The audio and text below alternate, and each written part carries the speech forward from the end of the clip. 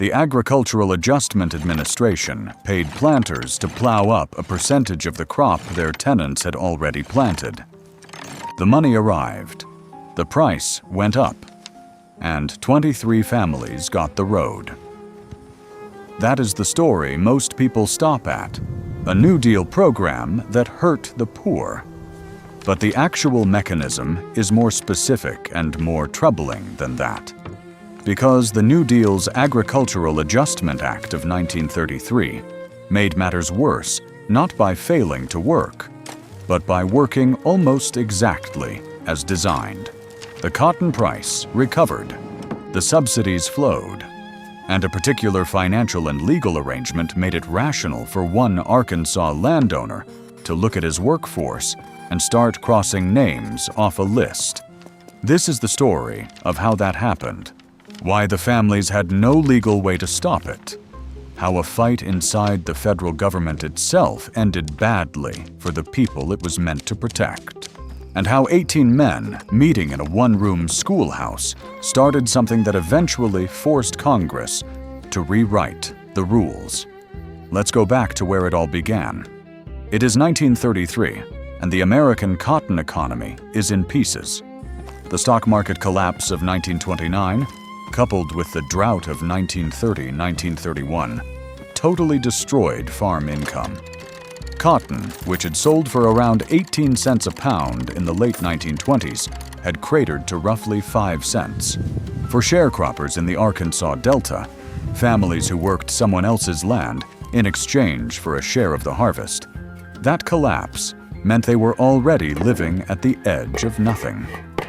For the croppers, already living on subsistence wages from one furnish to the next, the decline in cotton prices brought on by the Depression had been disastrous. The Agricultural Adjustment Act was one of a flood of new policies enacted during the first 100 days of Franklin Roosevelt's New Deal.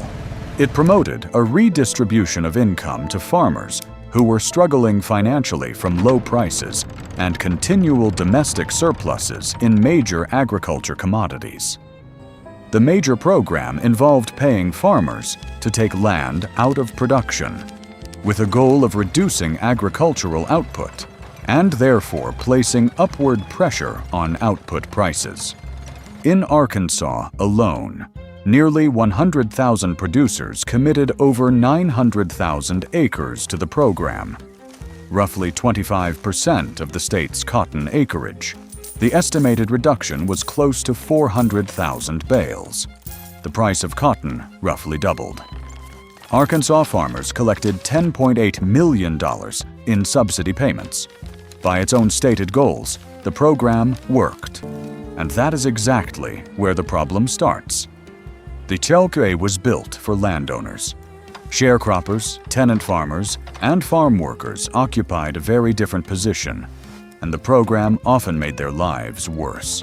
When a landowner signed an A contract to take acreage out of production, that landowner no longer needed as many hands to work the remaining fields. Less land under cultivation meant fewer rows to chop, fewer rows to pick. Fewer workers needed to do it. So the subsidy check that arrived in the landowner's name also quietly made a portion of his workforce redundant, and the program gave him no meaningful reason to keep them on. 50% of the payment was meant for the tenant or cropper, but planters devised means to keep almost all of the money. Researchers who studied the 1934-1935 contract structure calculated that a sharecropper might receive only around 11% of the total benefit, far less than his customary share of the harvest. And even that smaller fraction passed through the landowner's hands first, which meant it could be quietly credited against debts the tenant supposedly owed, or simply pocketed. Under the ABOB's contracts, landlords were supposed to pass along a portion of the benefit payments to their tenants and sharecroppers. In practice, many landlords pocketed the cash or credited it against debts the tenant supposedly owed. The contract did try to address this. It included language requiring that acreage reduction be carried out with the least possible economic and social disruption, and that landowners maintain, as far as practicable, their normal number of tenants and employees. It even provided for rent-free housing and access to land taken out of cotton production for growing food. The protection was written down. It was in the contract. The problem was who signed that contract. The agreement was between the landowner and the federal government. The sharecropper was not a party to it. So when families tried to use those protective clauses as a legal shield, they ran into a wall. You cannot enforce a contract you didn't sign. As one co-founder of the eventual union put it, "We were trying to get a section of the law enforced providing that sharecroppers should not be evicted from the land because of the operation of this LAA program." They could not. The clause existed without giving the people it was supposed to protect any lever to pull. Into this situation steps Hiram Norcross, a Saint-Ouen, Louis attorney and absentee plantation owner operating outside Tironsa, Arkansas. With increasing incentives not to grow cotton, many planters evicted their tenants, leaving them homeless. Indeed, the event that set into motion the creation of the STFU was planter Hiram Norcross removing 23 families from his plantation in late spring 1934. The official historical record identifies 23 families. Co-founder H.L. Mitchell, recalling the events in a 1974 interview, remembered closer to 40. In Mitchell's account, Norcross went out and measured all the land he had and evicted the families after they had started planting the crop. He didn't like the idea of having to pay the sharecroppers half of the government plow-up money. Think about the timing. These families had already begun the planting season. They had already committed to that year's cycle. Being removed in late spring meant they were too far into the agricultural calendar to find another placement. They were not evicted for failing to pay a debt. They were evicted because a subsidy check had changed the math on how many workers a reduced acreage required, and the contract that was supposed to prevent exactly that gave them no standing to fight back. With less cotton planted and subsidies paid to landowners, deceitful landowners were able to redirect their tenants and sharecroppers to day labor and seasonal workers, which forced some to migrate to big cities. Thousands of tenants and sharecroppers were evicted and forced to find work as day laborers or go on relief programs. Many of them, both black and white, went to Detroit after jobs opened in the auto plants. The ones who couldn't find another option simply had nowhere to go.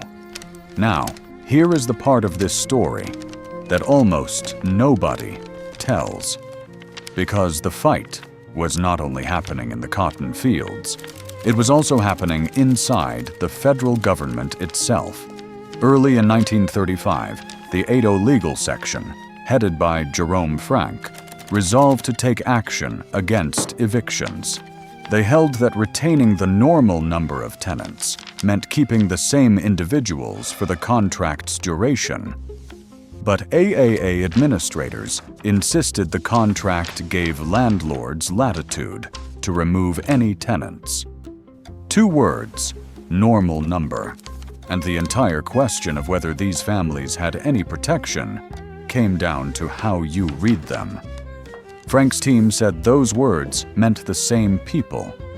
The Cotton Program administrators said it just meant roughly the same headcount, and the owner could swap out whoever he wanted. Under Chester Davis, the AAA's Cotton Program became the center of a national controversy when Southern landlords began exploiting the production control contracts to evict sharecroppers or deny them an equitable distribution of LAA benefit payments. Davis investigated, but in spite of extensive evidence indicating wholesale violations of the contracts by growers, he was unwilling to impose new rules that would protect the South's rural poor.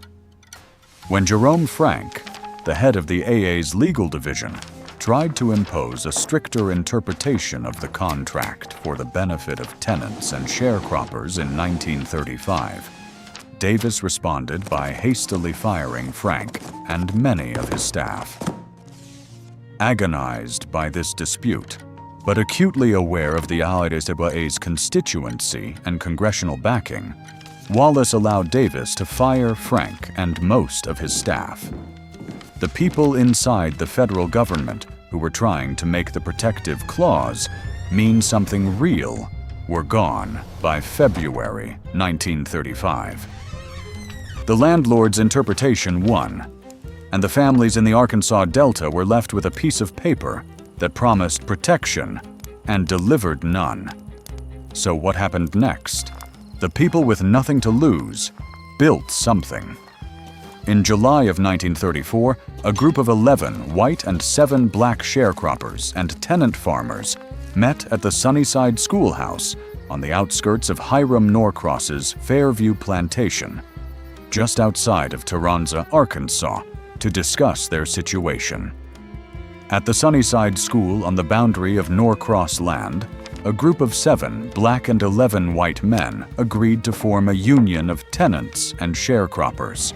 After some discussion, they decided that the union should be fully integrated, recognizing that they shared similar needs and economic situations. In the Arkansas Delta in 1934, that decision alone was radical. This was a stunning break with the past, though in some areas there would be separate black and white locals as the union expanded. The Southern Tenant Farmers Union had one immediate legal problem beyond the obvious ones. The main federal labor law of the New Deal era, the National Labor Relations Act, explicitly excluded agricultural workers from its definition of employee. The union that grew out of the Norcross evictions was organizing exactly the workers that the New Deal's labor protections left out. They had no federal backstop, no right to collective bargaining under federal law. Centered in the Arkansas Delta and led by local socialists, this biracial union protested evictions and contract abuses. In turn, it was subjected to violent repression by planters. Although landowners initially did not take the STFU seriously, their attitudes changed when significant numbers of Southern tenant farmers began to join the union. Landowners quickly implemented policies designed to intimidate and frighten the membership. Organizers were hunted, members were beaten and jailed, and the union kept growing anyway. What kept it alive in the fields was something the official record of 18 male founders obscures almost entirely. According to research by historian Matthew Simmons, in a 1937 union survey, all 17 black locals in the sample were led by women. There were also white and mixed locals under female leadership. The network that actually sustained the organization day to day, collecting dues, holding meetings, keeping members connected, was largely run by black women working in conditions where any visible organizing could bring violent retaliation. The union was notable for racially integrating union locals in some areas, utilizing the work of women at all levels of the organization, and relying on evangelical church traditions in meetings. For many women involved in the STFU, the organization served as a springboard into other activism, particularly in the civil rights movement. By 1936, the union had spread to Texas, Missouri, Tennessee, and Oklahoma, and at its height in 1938, claimed over 30,000 members in over 300 separate locals. Several agricultural strikes and 2 roadside encampments highlighting the plight of agricultural workers garnered national press coverage. Those encampments, families living on roadsides in Missouri after being driven off the land, became one of the most photographed symbols of the Depression era. and the pressure they created did something concrete. State commissions were established to relieve the plight of sharecroppers in Arkansas and neighboring Missouri. And federal legislation was passed creating programs to underwrite loans for sharecroppers to buy their own farms, as well as programs to build emergency housing for agricultural laborers. The Farm Security Administration eventually built the Delmo Labor Homes, permanent housing for 600 farm families who had been camped on the roadsides of Missouri. The road wasn't just a symbol of defeat. It became evidence that moved a government. And in 1938, Congress rewrote the law in a way that reads almost like a map of every abuse the previous contracts had allowed. The Agricultural Adjustment Act of 1938 required that benefit payments be divided in proportion to each party's share of the crop and paid directly to owners, tenants, and sharecroppers separately. It also prevented a landowner from reducing his tenant count below the average of the 3 prior years and then collecting a larger payment as a result, unless a county committee approved the reduction. The mechanism that had turned fewer workers into more money for the owner was now specifically prohibited. Every fix in that 1938 law corresponds to a specific loophole that had been used against specific people. If you've made it this far, drop a comment below. I want to know which part of this surprised you most. Was it the legal standing problem? The firing of Jerome Frank? The women running the union that history forgot to photograph? And if you want to go deeper on how New Deal programs shaped, and sometimes crushed, the people they were supposed to help, there's another video on this channel that connects directly to this one. It's worth watching back to back. Here is what actually changed between 1933 and 1938. The Tildebasabidou's acreage reduction program pushed sharecroppers off the land while it rewarded the planters with parity payments. That was the mechanism. The check arrived in one person's name. The contract's protective language was unenforceable by the people it named, and the federal lawyers who tried to fix it were fired. Originally, the STFU was formed to protest the eviction of 23 farming families on a plantation near Tironza, but grew in scope to fight generally for the rights of sharecroppers, tenant farmers, and farm laborers. Those 23 families, removed in late spring after planting had started, with nowhere else to go, set off a chain of events that produced a biracial union, a national conversation, and eventually a law rewritten to close the exact loopholes that had made their eviction profitable. The program worked. That was the problem. And the people who paid the cost were the ones whose names were never on the check.